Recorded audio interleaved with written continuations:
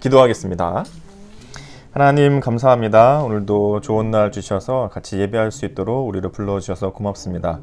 우리의 삶 가운데 말씀해 주시는 하나님의 음성을 듣는 시간 될 수 있게 도와주세요. 예수님의 이름으로 기도드립니다. 아멘. 원기는 아직 시험이 안 끝났나 봐요? 원기가 시험 시작도 안 했어요. 아 그래? 시험 기간이라서 계속 못 나오는구나. 오늘 시험 기간이에요. 그게 아니라 아직 안 시작했. 시험 기간하고 저희 둘은 지금 어제까지 그저께까지 시험을 보다 온 것 같고요. 시험 시작했어? 응. 예. 원기는 아직 시작도 안 했고. 술 먹고 뭘 하라는 거는 원기가 잘 됐구나. 아우. 예찬이는 머리를 시원하게 잘 잘랐다. 이번 주에 시작한 거 괜찮다 야. 왜 너무 머리 안 잘랐어? 같이 다쳤어? 영어 쌤의 미신 덕분에. 미신? 머리 자르면 시험 망쳐? 네, 자르면 너무 공방어까지 같이 영어하고 나간다는 그 사회? 잘 봤어? 네, 솔직히 네가 잘 봤다 하면 몇 점인 거야? 사지하고도 공부하느라 바빠서 그 머리 쭉 끌어갈 그 시간에 공부 한자라도 더 보겠다 그 마인드가 거의 잘했네. 생겨가지고 안 자르게 돼요. 그 마인드는 엄청 길었잖아요. 그 시간에 공부를 하다니.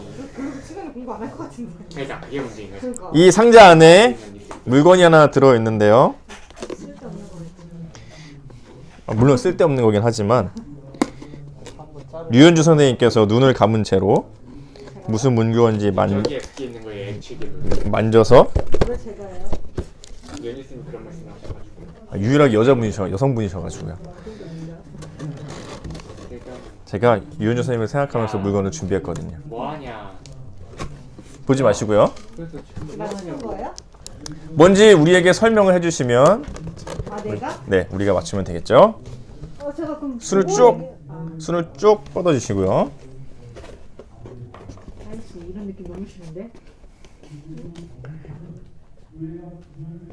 액체계물. 아닌데? 물컹물컹. 액체계물각. 아 이거. 액체계물각.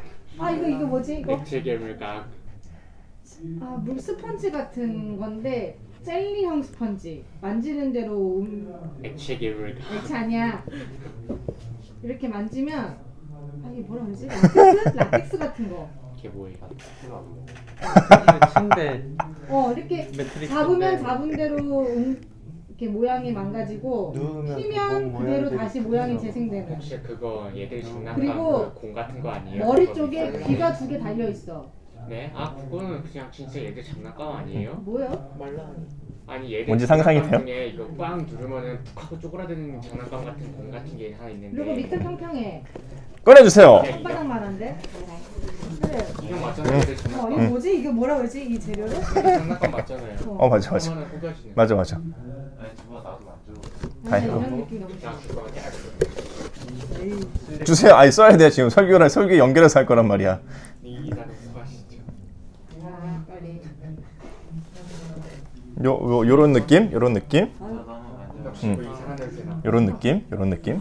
뭔 느낌인지 알아? 만져볼래? 집에 몇 개. 약간 그 3M 귀마개 넣는 그 주황색 요런 느낌. 이 상자가 열리기 전에 뭐가 있을 거라고 혹시 생각해 봤어요? 아무 생각도 안 했죠? 액체 괴물. 그리고 선생님이 만지시면서 설명해 줬을 때는 뭘 생각해 봤어요? 그거요. 저 봤어요. 딱 요거. 액체계물. 그리고 이게 정말 딱 나왔을 때와 상상했을 때가 비슷해요? 달라요? 색깔도 있고 그렇죠? 모양은 좀 다른. 모양도 좀 다른 아주 것도 있고 똑같아요. 아주 똑같아요? 봤으니까 이게 이 상자 안에 들어있을 때와 이거를 만져서 느꼈을 때와 또 이게 실제로 눈앞에 드러났을 때와 또 눈앞에 드러난 거를 만졌을 때가 서로 다르잖아요. 이 감춰진 게 드러나는 게 이런 것 같거든요. 겉으로 보여지는 이 상자에 뭐가 들어있을지 상상할 때와 상자 안에 뭐가 들어있을지를 실제로 보고 만지는 것은 상당히 다른 차이가 있잖아요. 그런 내용들의 말씀들이 고린도전서 안에 있는데요. 7월은 고린도전서 말씀을 보게 되는데 우리 고린도전서에 대한 개관적인 내용을 영상으로 같이 보고 시작하겠습니다. 너 일로 와. 그러게 누가 거기 안녕하세요. 이번에는 고린도전서에 여자는 대해서 여자는 빼고 해야 될 것 알아보겠습니다. 같아. 이렇게 하면 되지. 소스 반도와 그리스 본토를 연결하는 지역에 위치한 고린도는 지중해의 동서를 연결하는 묘한 지형으로 인해 그리스에서 가장 활발한 상업 중심지로서 물질적인 번영을 누린 도시입니다. 현대에도 이 두 곳을 연결하는 고린도 운하는 세계 3대 운하 중 하나로 절경을 이룹니다. 고린도는 서쪽으로는 이오니아 해와 이탈리아로 향하는 렉하이온 항구, 동쪽으로는 아테네를 바라보면서 에게해로 나갈 수 있는 갱그레아 항구가 있어서 각각 아시아와 이탈리아로 연결되었습니다. 또한 1세기 중엽 해방된 노예, 퇴역 군인, 상인, 무역상 등이 고린도로 흘러들어왔고 잡다한 인종들이 모여 살면서 활기 넘치는 신흥 도시의 모습을 띠고 있었으며 물질주의적 사치스러움이 넘치는 도시였습니다. 아프로디테 신전을 비롯하여 여러 신전들과 종교 참여들로 인해 관능적 생활 방식과 방탕한 삶을 즐기는 도시이기도 했습니다. 이러한 고린도는 사도 바울의 두 번째 선교여행의 중심지로 그곳에서 1년 6개월을 머물렀으며 브리스길라와 아굴라도 만나게 됩니다. 그렇게 탄생한 고린도 교회는 비교적 부유한 교인의 집에서 모임을 가졌으나 교인 대부분은 도시 중심가에 거주하는 최하층이었습니다. 고린도전서를 쓰기 이전 사도 바울이 고린도를 떠난 후 발생한 문제들을 해결하기 위해 적어도 한 통의 편지를 교인들에게 보냈는데 안타깝게도 그 편지는 신약 성경에 들어있지 않습니다. 사도 바울은 이렇게 원거리로 서신을 주고받으며 목회를 했고 고린도전서는 그가 에베소에 머물면서 쓴 것으로 주후 54년, 55년경으로 추정됩니다. 고린도전서를 쓴 직접적 발단이 된 두 가지를 서신의 내용에서 발견할 수 있는데 첫 번째는 1장 11절에 글로웨의 지편으로 너희에 대한 말이 내게 들리니에서 알 수 있듯이 그들이 사업차 에베소에 갔다가 바울을 방문해서 고린도 교회가 여러 가지 분쟁으로 풍비박산의 위기에 처해 있음을 전한 겁니다. 두 번째는 고린도 교회에서 보낸 일행이 가져온 헌금에 대한 감사를 전하고 그들이 가져온 서신에 담긴 여러 의문들에 대한 답변을 들려주기 위한 목적이 있었습니다. 자주 등장하는 너희가 쓴 문제에 대하여와 같은 표현들은 바울이 어떤 질문에 대해 답을 주고 있음을 보여줍니다. 고린도 교회는 권력투쟁과 연관된 문제로 인해 분열되어 있었습니다. 교인들 사이에 지위를 확보하기 위해 자신들이 편애하는 사도들을 중심으로 당을 지어서 바울파, 베드로파, 아볼로파와 그리스도파로 나뉘어 다투었습니다. 또한 그 당시 고린도 사람들처럼 행하다라는 말이 성적으로 부도덕하다라는 의미의 대명사였는데 이러한 세속적으로 퇴폐한 생활 방식과 성적 문란함이 교회에도 침투해 있었습니다. 그들 안에 의붓 어머니와 동거하는 근친 상간의 문제가 있었으며 창녀와 관계를 맺는 이들도 있었습니다. 그러기에 고린도전서는 다른 어떤 서신보다도 성, 결혼, 이혼, 독신 등 성윤리에 대해 자세히 다룹니다.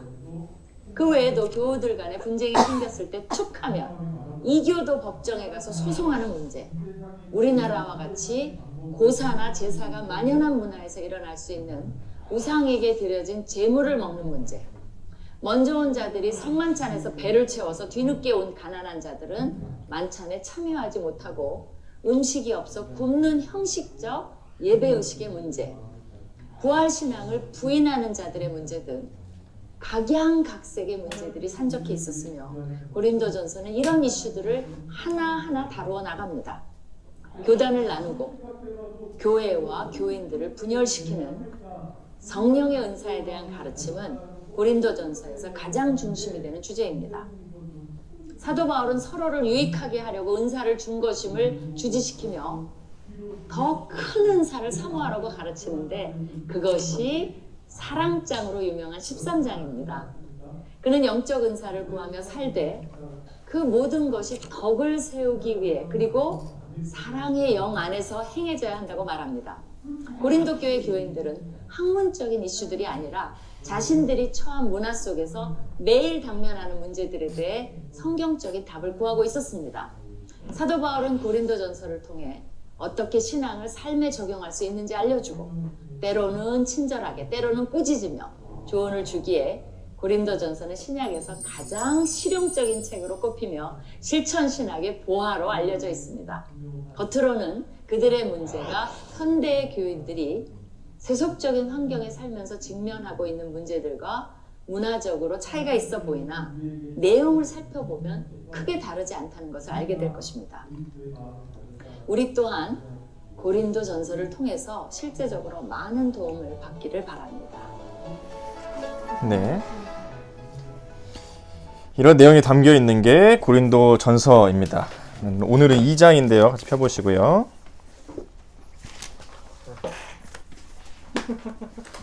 별로 안 좋은데 저 소리.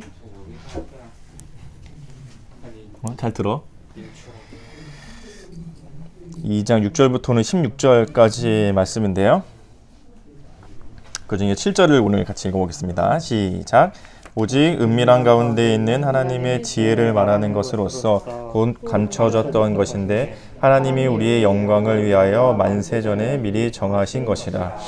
6장에서 16절 사이에 하나님의 지혜에 대해서 얘기하는 건데요. 7절에서 뭐라고 하냐면 하나님의 지혜가 감춰져 있던 거래요. 그리고 그거를 우리에게 드러내기 시작하시는데요. 아까 설명했던 요 박스에 있던 것과 비슷한 내용이라고 생각해봐도 좋을 것 같아요. 하나님께서 하나님의 지혜를 이렇게 감춰 두셨거든요. 이게 뭔지 모르는 거예요. 도대체 이 안에 뭐가 들었는지 사람들이 알 수가 없는데 그게 어떻게 드러나냐면 16절 보실래요? 아니 11절 같이 읽어보시죠. 시작. 사람의 일을 사람의 속에 있는 영 외에 누가 알리요? 이와 같이 하나님의 일도 하나님의 영 외에는 아무도 알지 못하느니라. 이거를 누가 알게 해주시냐면 하나님의 영이 알게 해주신다는 거예요. 그게 누구시냐면 성령 하나님이죠. 누구나 다 박스가 뭔지는 볼 수 있지만 이거를 열어서 손으로 잡아서 꺼내서 눈으로 보며 만져봐서 아, 상자 안에 이런 게 들어있었구나 라고 알 수 있도록 깨달음을 주게 되잖아요. 그걸 누가 하신다는 거예요? 성령이 하신다고요.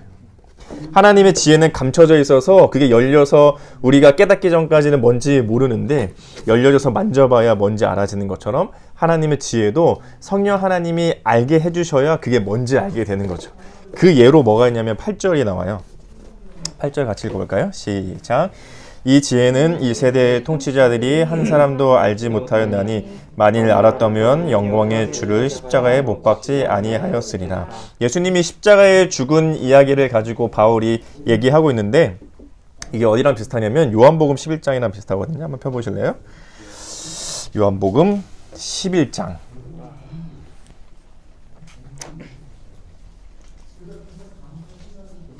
49절부터 50절.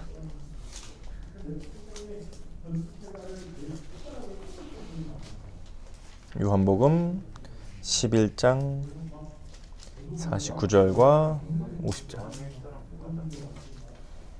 요한이 다 쓰기는 했는데 그 내용이 다르지. 복음서는 예수님에 대해서 쓴 얘기들이야. 예수님이 정말 살아있는 동안 요한이 같이 다니면서 보고 들은 것들.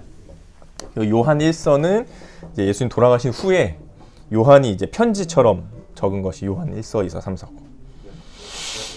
11장 49절 50절 읽어보죠. 시작.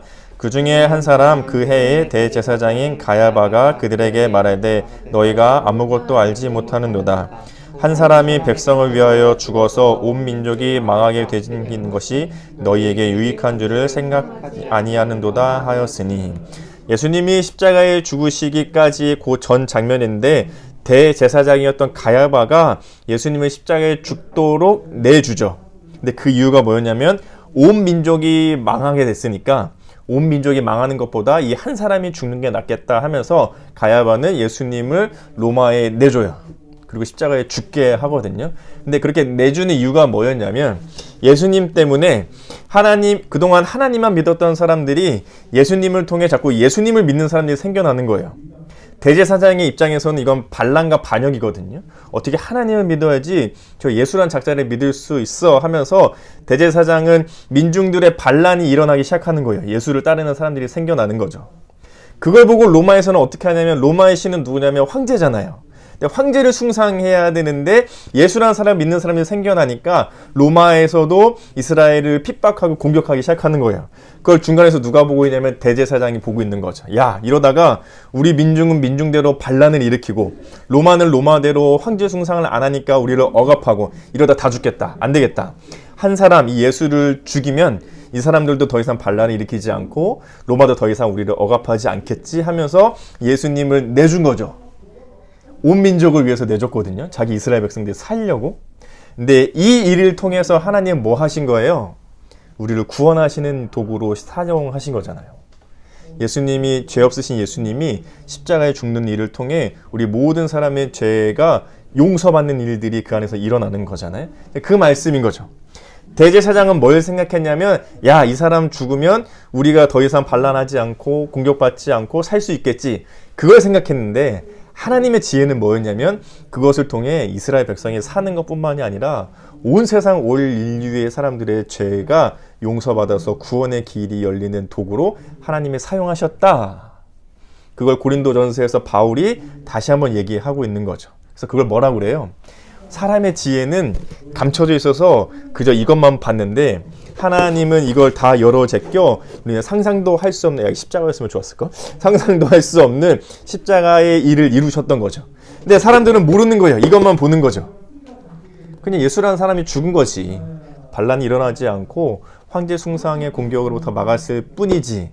하지만 하나님은 그거를 감춰줬던 것이 드러나 우리도 알 수 없었던 더 신비하고 놀라운 일들이 그 안에서 일어나게 되었다는 거죠. 근데 이걸 누가 알게 해주신다고요? 성령이 알게 해주신다고요.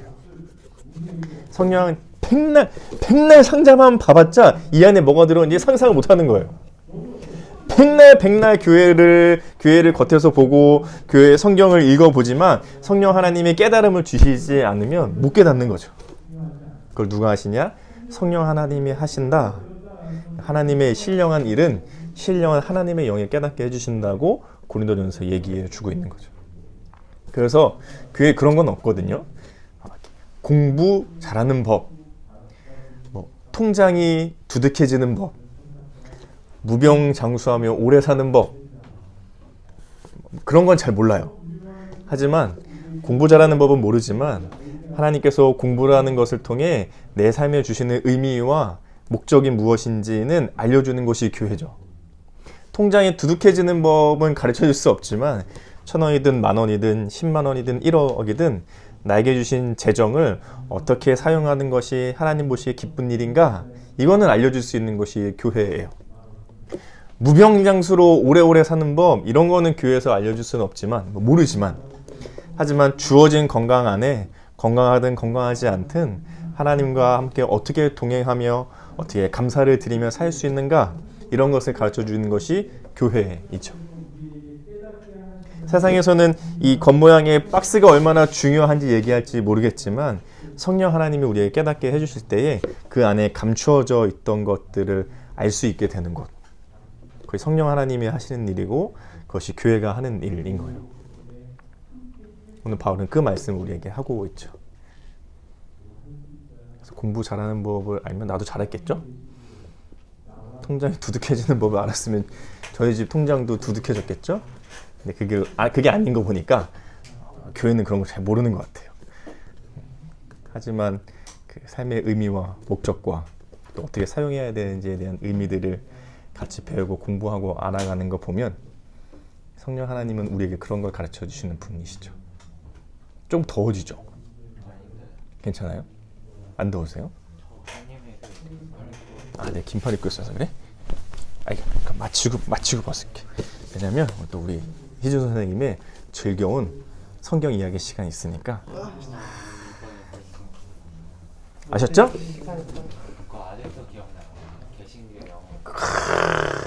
한 달 전에 게 아직도 기억나는 건, 야, 설교는 지나는 것도 다 까먹었는데, 그렇지? 방금 얘기한 것도 까먹지 않았어?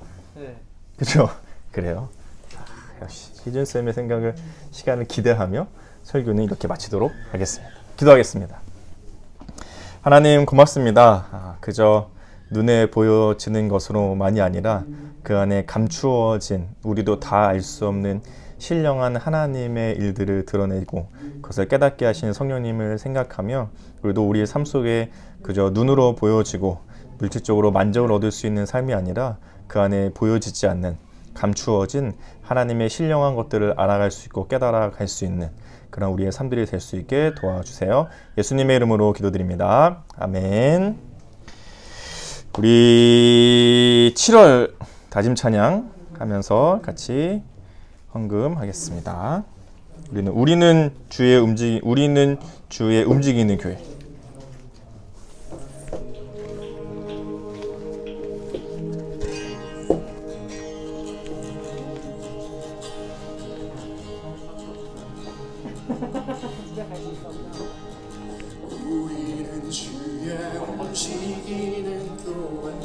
이곳은 주님을 위한 자리.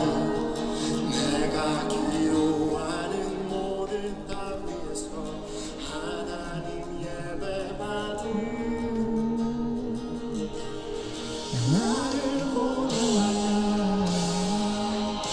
이 백은 지금 잠깐 써야겠다.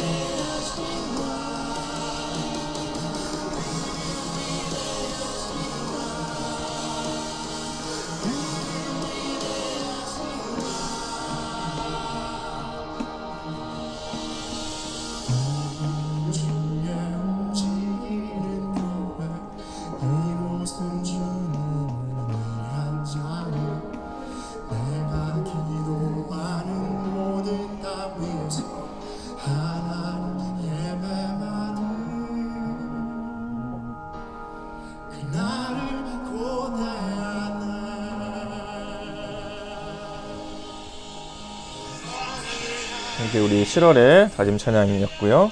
계속해서 한 달 동안 찬양해 보도록 하겠습니다. 기도하겠습니다. 하나님 고맙습니다. 오늘도 예배에 나오며 하나님께 드려질 귀한 예물들을 들고 옵니다. 이것이 쓰이는 곳들마다 하나님의 영광을 위해 예수님의 십자가의 복음이 전해지는 일들에 귀하게 사용되도록 주님 축복해 주시옵소서. 우리의 마음과 정성을 다해 드리니 기쁘게 받아주시고 우리의 믿음이 더욱더 자라가는 도구로 사용해 주시옵소서. 또 우리 청소년팀이 각자 시험 기간을 보내고 있습니다. 시험을 이미 치르고 있는 사람들, 또 앞두고 있는 사람들, 하나님께서 지혜롭게 하시고 최선을 다해 공부할 수 있도록 주님 도와주시고 공부하는 동안 성실함을 배워갈 수 있는 태도를 우리에게 허락해 주시옵소서. 주 예수 그리스도의 은혜와 하나님의 사랑과 성령의 교통하심이 우리 예바다교회 청소년팀과 함께 있을지어다. 아멘.